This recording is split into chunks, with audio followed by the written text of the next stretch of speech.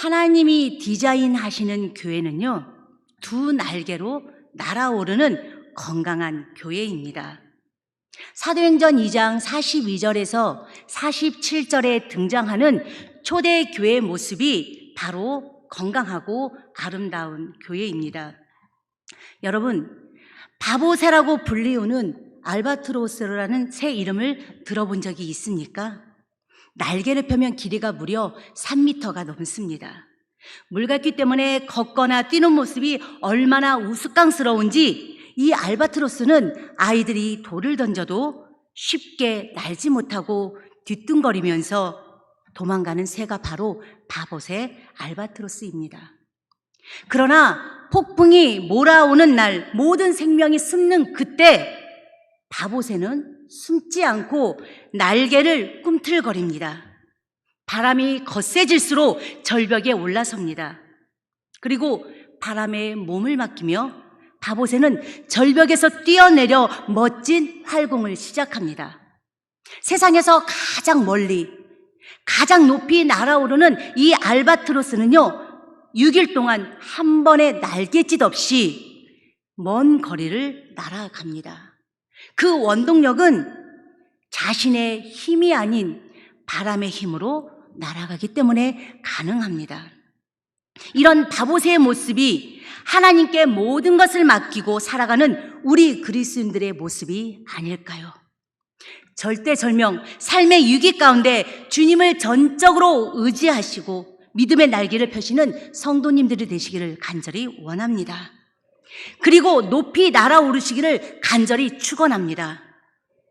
하나님은 오늘날 우리 교회들이 초대교회의 순수함으로 돌아가서 주님을 의지하고 그 능력을 회복하시기를 원하십니다. 그 능력이 회복되기 위해서 우리는 정적으로 성령의 은사를, 역사를 더욱 사모해야 합니다. 성령님은 지금도 우리에게 다양한 은사를 부어주십니다. 그 은사대로, 각기 받은 은사대로 교회를 섬기게 하십니다. 슈바르츠는 이런 말을 했습니다. 하나님께서는 이미 모든 그리스도인들에게 그들이 해야 할 사역을 정해 놓으셨다. 만세전에 우리 주님께서는 우리를 예정하시고 택하시고 부르셔서 하나님의 자녀로 삼아주신 그 하나님의 은혜 가운데 우리가 해야 할 사역이 있다는 겁니다. 교회 지도자들의 역할은요, 목사뿐만이 아니라 한종직분, 그리고 더 나아가 모든 교인들이 각자 은사를 발견하여 그에 맞는 사역을 하도록 서로 돕는 것이 지도자의 역할입니다. 우리가 자신에게 주어진 이 영적인 은사를 따라서 섬기는 삶을 살게 되면 우리는 더 이상 자신이 가지고 있는 능력이나 자원이나 힘으로 일하는 것이 아니라는 것을 알게 됩니다. 왜냐하면 성령님이 내 안에 내주하시고 일하심을 발견할 수 있기 때문입니다. 단지 평범한 사람일지라도, 내가 조용히 신앙생활을 하는 사람일지라도 성령님이 주시는 능력에 힘입어 우리의 삶을 하나님의 뜻에 맞게 헌신할 수 있습니다. 은사는 헬라어로 카리스마톤입니다. 그 뜻은 하나님께서 값없이 주시는 선물, 즉 은혜의 선물을 뜻합니다. 은사라는 단어는요, 바울 서신에만 무려 16회나 나옵니다. 그만큼 은사의 중요성을 강조하면서 바울은 이 단어를 특별한 사람들만 받을 수 있는 어떤 신기하고 특별한 은사라는 의미로 사용하고 있지 않습니다. 신학에는요, 일반 은총과 특별 은총이 있습니다. 일반 은총은 예수를 믿지 않는 사람들에게도 동일하게 하나님은 빛을 주시고 햇볕을 주시고 비를 주시고 바람을 주시고 모든 자연을 누릴 수 있는 은혜를 주십니다. 그러나 특별 은총은 예수를 믿는 자들에게 하나님의 놀라우신 그 은혜와 축복, 십자가의 사랑을 주십니다. 그런데 하물며 믿는 자들에게 어찌 하나님이 편파적으로 누구에게는 특별한 은총을 주시고 누구에게는 그리하지 않겠습니까? 하나님은 모두에게 값없이 주시는 선물이 바로 은사입니다. 이스라엘의 지도자들을 보십시오. 이스라엘이 공경에 빠질 때마다 하나님은 지도자들을 세우셨습니다. 그러나 그들이 처음부터 훈련된 사람들이 아니었습니다. 위대한 이름을 날린 사람들도 결코 아니었습니다. 하나님이 그들을 부르셨습니다. 그리고 하나님은 그들을 훈련시키셨습니다. 그리고 그들에게 성령 충만함을 주심으로 공경에 빠진 이스라엘을 이끌도록 하셨습니다. 이들이 바로 사사입니다. 사사는요, 이스라엘이 가나안 땅에 들어간 이후 하나님의 은총을 누리는 바로 그 시기에 그들에게 닥쳐온 어둠을 향하여 하나님의 은총을 힘입어서 큰 뜻을 이룬 사람들이 사사입니다. 그리고 그들에게 성령 충만함을 주심으로 공경에 빠진 이스라엘 이끌도록 하셨습니다. 우리에게도 공경에 빠질 때마다 하나님은 사사와 같은 능력을 주십니다. 성령의 충만함을 주십니다. 그러나 우리가 그분의 뜻대로 살지 못하고 그분의 말씀에 귀 기울이지 않는다라면 이 모든 것들은 그저 컵 없이 바닥에 물을 붓는 것과 같습니다. 사사기 6장 14절에서 15절 말씀입니다. PPT 됩니까? 함께 읽어보도록 하겠습니다. 여호와께서 그를 향하여 이르시되 너는 가서 이 너의 힘으로 이스라엘을 미디안의 손에서 구원하라. 그러나 기드온이 그에게 대답하되 오 주여 내가 무엇으로 이스라엘을 구원하리이까? 보소서 나의 집은 므낫세 중에 극히 약하고 나는 내 아버지 집에서 가장 작은 자이니라 하니 여호와의 사자가 기드온에게 미디안을 치라고 명했습니다. 그런데 기드온이 뭐라고 말합니까? 나는 보잘것없는 사람입니다. 그리고 약하고 가장 작은 자입니다. 하지만 기드온을 지목하신 하나님께서는 스스로를 보잘것없고 약하고 가장 작은 그 기드온을 큰 용사로 보내주셨습니다. 그냥 보내주신 것이 아니라 하나님이 함께하여 주심으로, 즉 성령의 능력을 주심으로 겨우 300명의 군사로 구름대 같은 미디안을 이기는 기적을 만날 수 있었던 것입니다. 하나님이 주시는 지혜와 총명은 시대를 이길 뿐만 아니라 위대한 소망, 위대한 사명을 이루어낼 수 있습니다. 그렇다면 성령님은 우리에게 은사를 주시는 이유가 무엇일까요? 본문 4절에서 그 해답을 주고 있습니다. 성도와 교회의 유익을 위해서라고 말합니다. 그리고 궁극적으로는 바로 하나님의 영광을 위해서라고 말합니다. 본문 4절에서 6절 말씀입니다. 은사는 여러 가지나 성령은 같고 또한 직분은 여러 가지나 주는 같으며 또 사역은 여러 가지나 모든 것을 모든 사람 가운데서 이루시는 하나님은 같으니 라는 말처럼 여러 사람들이 은사를 받았다고 말하나 그 은사를 주신 분은 누구라고요? 성령님이라는 것입니다. 성령님은 우리 모두에게 다 은사를 나누어 주셨습니다. 그 은사는 하나님의 일을 하는 도구입니다. 성령은 우리 모두가 하나님 일을 하도록 골고루 누구에게나 차등 없이 은사를 나누어 주셨다라고 말씀하고 있습니다. 그러므로 사랑하는 성도님들, 나는 은사를 받은 일이 없다, 나는 은사를 잘 모른다라고 말하지 마십시오. 그것은 성령이 내 안에 없다는 것과 성령을 인정하지 않는다는 것을 의미하는 것과 같습니다. 그러면 나에게 은사가 무엇일까요? 내게 있는 은사가 무엇일까요?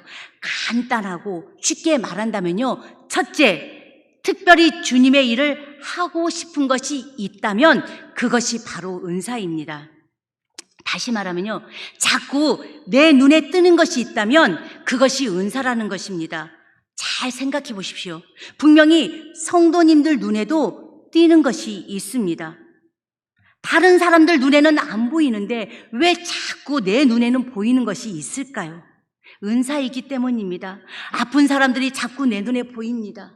어려운 사람이 자꾸 내 눈에 보입니다. 마음이 자꾸 가는 사람들이 있습니다. 이건 바로 하나님이 우리에게 보이시는 시그널입니다. 여러분, 그 시그널 앞에 우리는 반응을 해야 됩니다.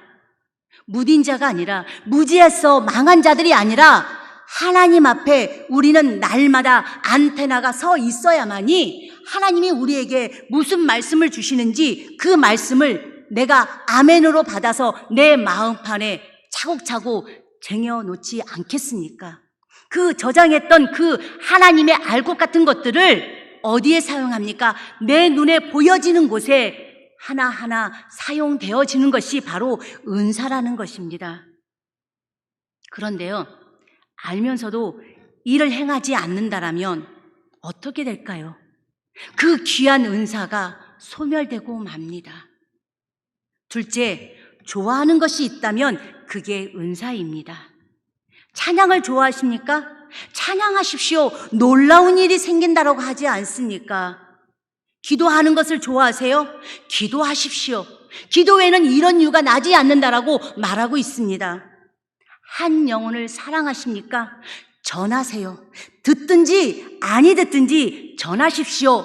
무엇을요? 예수의 십자가 사랑을 전하십시오.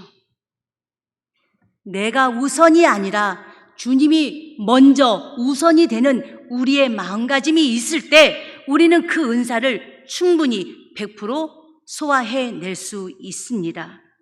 여러분, 지금 나에게 주신 은사를 발견하십시오. 건강하고 아름다운 우리 모두가 되시기를 간절히 축원합니다. 우리는 초대교인처럼 건강한 사람들입니다. 건강한 사람들이 모여있는 교회 공동체는요, 건강할 수밖에 없어요. 그 교회가 바로 전주 산돌교회임을 믿으십니까? 아멘입니다.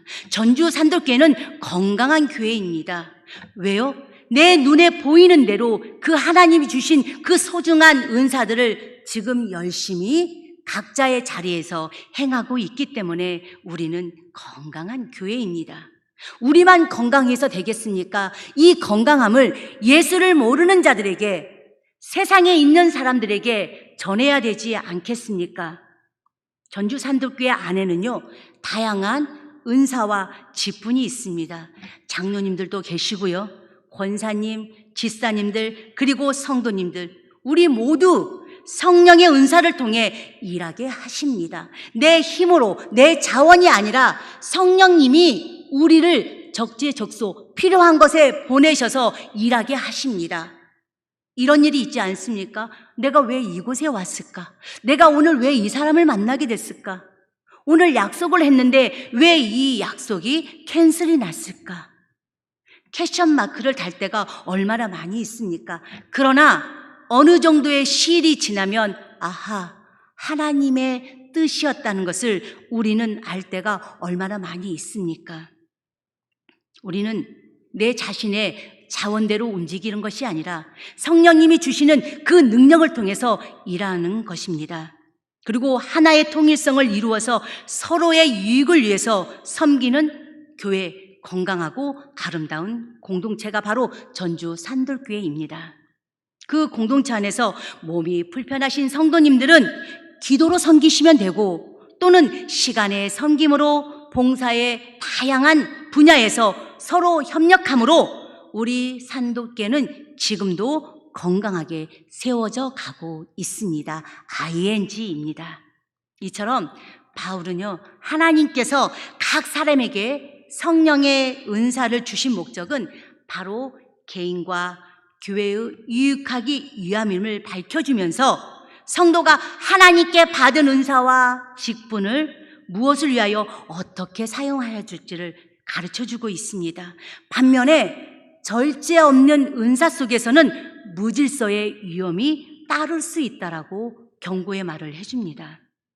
그런 예로 오늘 본문에서 우리가 읽었던 고린도 교회라고 말씀하고 있습니다. 본문 8절에서 11절 말씀을 보게 되면 고린도 교회에 나타나는 9가지 은사에 대해서 언급하고 있습니다.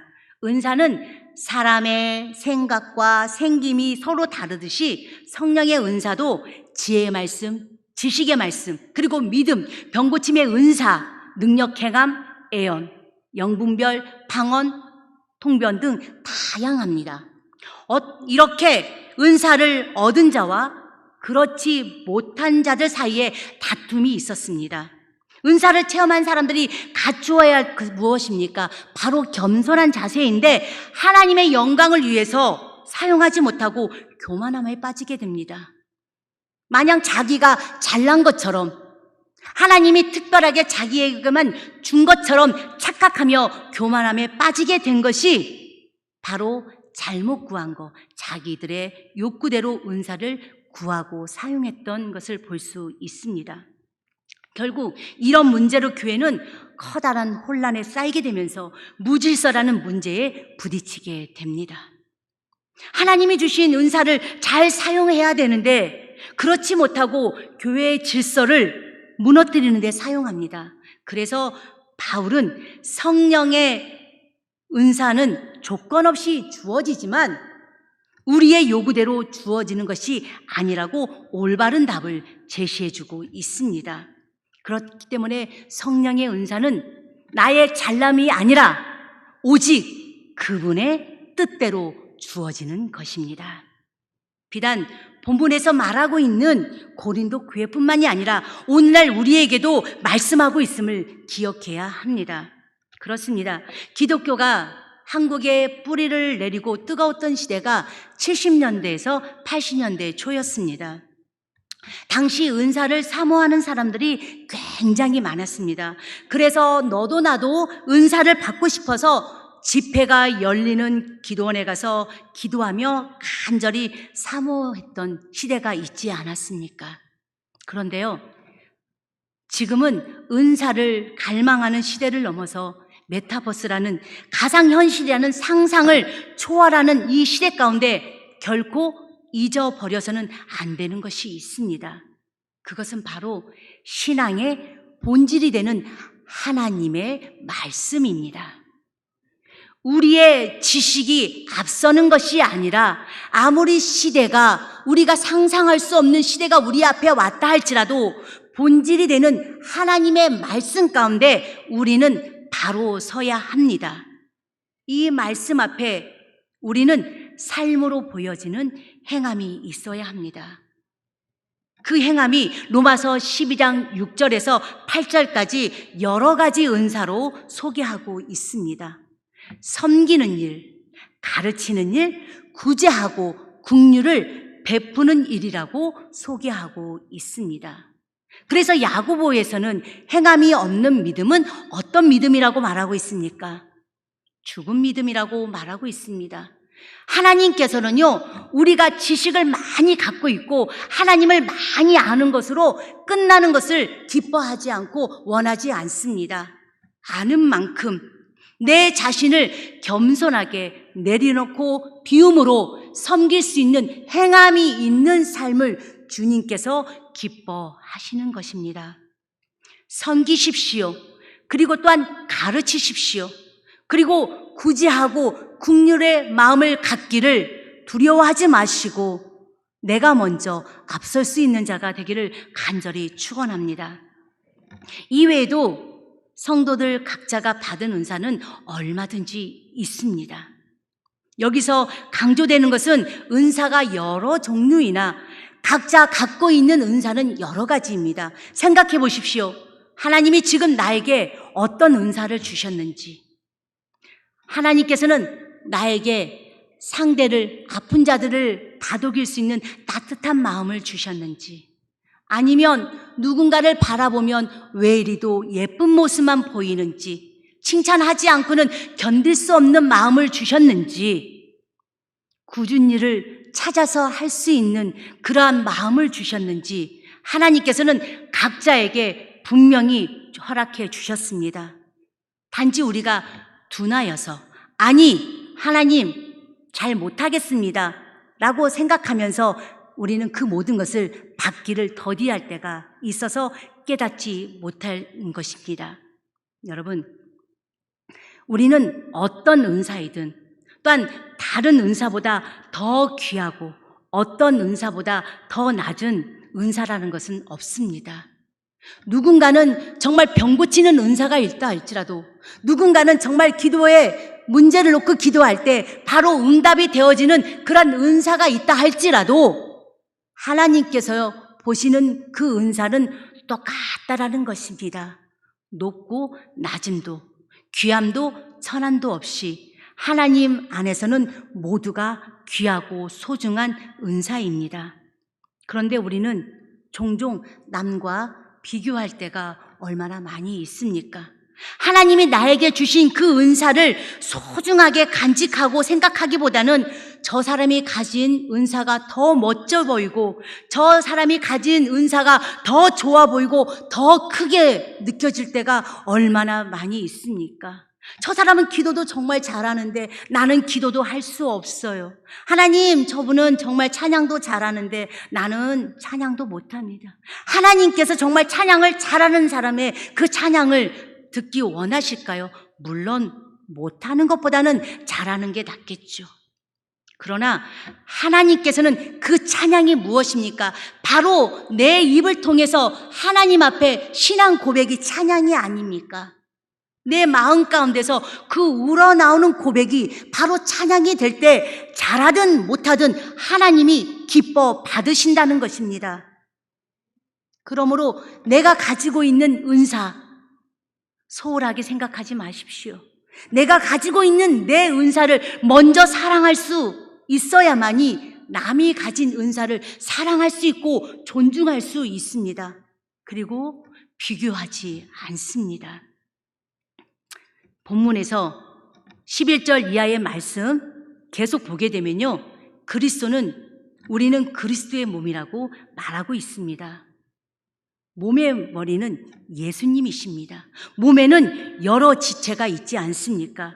눈이 있고 코가 있고 입이 있고 손이 있고 발이 있습니다. 무엇이 더 중요하고 덜 중요하다고 감히 말할 수가 있겠습니까?